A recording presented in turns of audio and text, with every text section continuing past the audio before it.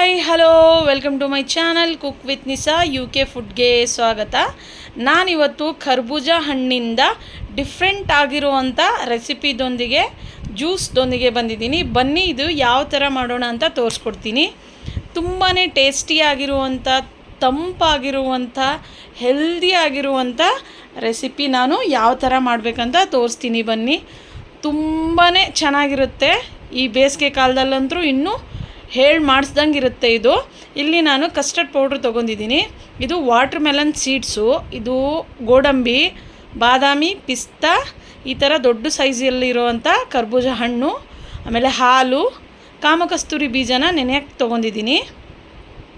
2 tea spoon ಅಷ್ಟು ಕಾಮಕಸ್ತೂರಿ ಬೀಜನ ತೊಗೊಂಡಿದ್ದೀನಿ. ಇಲ್ಲಿ ಸಬ್ಬಕ್ಕಿ ಇರುತ್ತಲ್ಲ, ಅದು 1-2 ಅವರ್ ನೆನೆಸ್ಬಿಟ್ಟು ಈ ಥರ ಸ್ಟೀಮ್ ಮಾಡ್ಕೋಬೇಕು ಸಬ್ಬಕ್ಕಿ. ಇದನ್ನು ಕೂಡ ತಂಪಿರುತ್ತೆ ಸಬ್ಬಕ್ಕಿ. ಇವಾಗ ನಾನು ಸ್ಟೀಮ್ ಮಾಡೋಕ್ಕೆ ಇಡ್ತಾಯಿದ್ದೀನಿ. ಇಲ್ಲಿ ಸ್ಟೀಮ್ ಮಾಡೋಕ್ಕೆ ಇಟ್ಟಿದ್ದೀನಿ. ಇವಾಗ ನಾನು ಈ ಕರ್ಬೂಜ ಹಣ್ಣನ್ನು ನೀಟಾಗಿ ತೊಳ್ಕೊಂಡು ಕಟ್ ಮಾಡ್ಕೊತೀನಿ.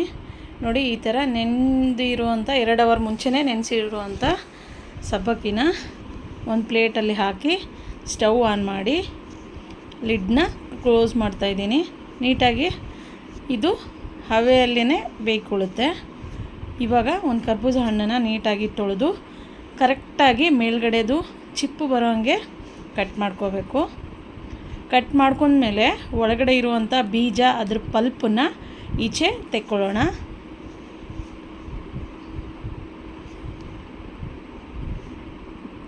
ದೊಡ್ಡ ಸೈಜ್ ಇದೆ ಇದು. ನಿಮ್ಮ ಮನೆ ತಂದಾಗ, ನೀವು ಚಿಕ್ಕ ಸೈಜು ಕೂಡ ತಂದಾಗ ಕೂಡ ನೀವು ಇದೇ ಥರ ಮಾಡ್ಕೊಂಡು ಕುಡ್ಕೋಬೋದು. ಸಖತ್ತಾಗಿರುತ್ತೆ ಜ್ಯೂಸ್ ಮಾತ್ರ ಇದ್ರದ್ದು. ನೋಡಿ, ನೀಟಾಗಿ ಒಳಗಡೆಯಿಂದ ಪಲ್ಪೆಲ್ಲ ತೆಗೆದಿದ್ದೀನಿ, ಒಂದು ಬೌಲಿಗೆ ಹಾಕಿದ್ದೀನಿ. ಇದನ್ನು ನಾನು ಸಣ್ಣ ಸಣ್ಣ ಪೀಸಾಗಿ ಕಟ್ ಮಾಡಿ ಸೈಡಿಗೆ ಇಟ್ಕೋತೀನಿ, ಆಮೇಲೆ ಯೂಸ್ ಆಗುತ್ತೆ ಇದು. ಇವಾಗ ಇದನ್ನು ಸೈಡಿಗೆ ಎತ್ತಿಕ್ಕೊಳ್ಳೋಣ. ಇದನ್ನು ಜ್ಯೂಸ್ ಮಾಡ್ಕೊಳ್ಳೋಣ. ಇಲ್ಲಿ ನಾನು ಒಂದು 4 ಟೀ ಸ್ಪೂನ್ ಆಗೋಷ್ಟು ಕಸ್ಟರ್ಡ್ ಪೌಡ್ರನ್ನ ತೊಗೊಂಡಿದ್ದೀನಿ. ಸ್ವಲ್ಪ ಹಾಲು, ಸ್ವಲ್ಪ ನೀರು ಹಾಕಿ ನೀಟಾಗಿ ಮಿಕ್ಸ್ ಮಾಡಿ ಇಟ್ಕೊಳ್ಳೋಣ. ಗಂಟಿಲ್ಲಾರ್ದಂಗೆ ಮಿಕ್ಸ್ ಮಾಡಿ ತೊಗೋಬೇಕಿದು. ನಾನಿಲ್ಲಿ ವೆನಿಲಾ ಫ್ಲೇವರ್ನ ತೊಗೊಂಡಿದ್ದೀನಿ. ನೀವು ಕಸ್ಟರ್ಡ್ ಪೌಡ್ರ್ ಇಲ್ಲ ಅಂದ್ರೂ ಕೂಡ ಕಾರ್ನ್ಫ್ಲೋರ್ ಕೂಡ ಯೂಸ್ ಮಾಡ್ಕೋಬೋದು, ಬಟ್ ಅದು 2 ಟೀ ಸ್ಪೂನಷ್ಟು ಯೂಸ್ ಮಾಡಿ. ಇವಾಗ 1/4 ಬೌಲಷ್ಟು ನಾನು ಸಕ್ಕರೆನ ಹಾಕೋತಾ ಇದ್ದೀನಿ. ಹಾಲು ಚೆನ್ನಾಗಿ ಕುದ್ದಿದೆ. ಇವಾಗ ನೀಟಾಗಿ ಸಕ್ಕರೆ ಕರಗೋವರೆಗೂ ಕುದಿಸ್ಕೊಂಡ್ರೆ ಸಾಕು. ಇಲ್ಲಿ ನೋಡಿ, ಸ್ಟೀಮ್ ಆಗಿಬಿಟ್ಟಿದೆ.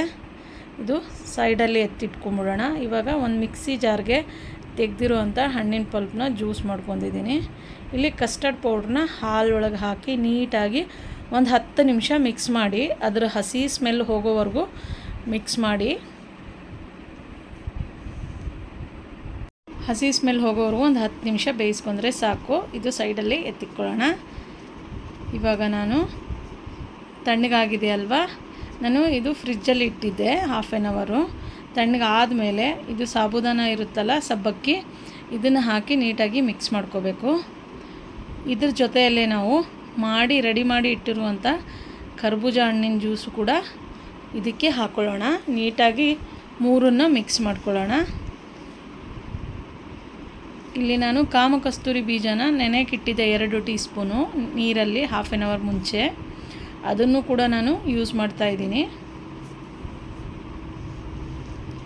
ನೀಟಾಗಿ ಮಿಕ್ಸ್ ಮಾಡ್ಕೋಬೇಕಿದು. ನೋಡಿ, ಈ ಥರ ನೀಟಾಗಿ ಮಿಕ್ಸ್ ಮಾಡ್ಕೊಂಡಾದಮೇಲೆ ನಾನಿಲ್ಲಿ ಗ್ಲಾಸಿಗೆ ಹಾಕಿ ನಿಮಗೆ ಸರ್ವ್ ಮಾಡಿ ತೋರಿಸ್ತಾಯಿದ್ದೀನಿ.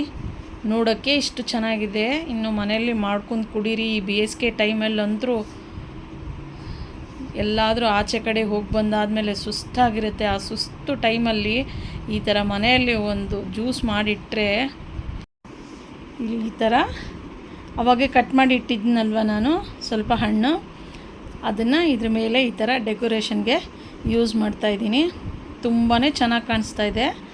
ಇವಾಗ ಮೇಲೆ ಪಿಸ್ತಾ, ವಾಟರ್ ಮೆಲನ್ ಸೀಡ್ಸು, ಆಮೇಲೆ ಗೋಡಂಬಿ, ಬಾದಾಮಿ ಎಲ್ಲನೂ ಮೇಲ್ಗಡೆ ನಾನು ಹಾಕ್ತಾಯಿದ್ದೀನಿ. ಮಧ್ಯ ಬಾಯಿದಲ್ಲಿ ಸಿಗ್ತಾಯಿದ್ರೆ ಆಹಾ, ಸಮರ್ ಡ್ರಿಂಕ್ ರೆಡಿಯಾಗಿದೆ. ನಿಮ್ಮ ಮನೆಯಲ್ಲೂ ಕೂಡ ನೀವು ಒಂದು ಸರ್ತಿ ಟ್ರೈ ಮಾಡಿ, ಟೇಸ್ಟ್ ಮಾಡಿ, ಕಮೆಂಟ್ಸಲ್ಲಿ ಹೇಳಿ ನಿಮ್ಮ ಮನೇಲಿ ಮಾಡಿದಾಗ ಹೇಗೆ ಬಂದಿತ್ತು ಅಂತ. ಮತ್ತೆ ನಾನು ಬೇರೆ ಬೇರೆ ರೆಸಿಪಿದೊಂದಿಗೆ ಬೇರೆ ಬೇರೆ ಹೊಸದಾಗಿರುವಂಥ ಜ್ಯೂಸ್ ಜೊತೆ ಬರ್ತಾ ಇರ್ತೀನಿ, ತೋರಿಸ್ಕೊಡ್ತಾ ಇರ್ತೀನಿ. ಇಲ್ಲಿ ನಾನು ಆವಾಗಲೇ ಕರ್ಬೂಜ ಹಣ್ಣನ್ನು ಕಟ್ ಮಾಡಿ ಇಟ್ಕೊಂಡಿದ್ನಲ್ವ, ಅದರೊಳಗೂ ಕೂಡ ನಾನು ಇದನ್ನು ಹಾಕ್ತಾಯಿದ್ದೀನಿ ಜ್ಯೂಸು. ಅದರಲ್ಲಿ ಮೇಲ್ಗಡೆಯಿಂದ ಕರ್ಬೂಜ ಹಣ್ಣಿನ ಕಟ್ ಮಾಡಿರೋಂಥ ಚಿಕ್ಕ ಚಿಕ್ಕ ಪೀಸ್ಗಳು, ಆಮೇಲೆ ಡ್ರೈ ಫ್ರೂಟ್ಸು ಕುಡಿತಾ ಇದ್ದರೆ ಆ ಮಜ್ಜನೇ ಬೇರೆ ನೋಡಿ.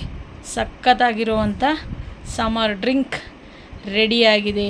ನಿಮ್ಮ ಮನೇಲೂ ಒಂದು ಸರ್ತಿ ಟೇಸ್ಟ್ ಮಾಡಿ.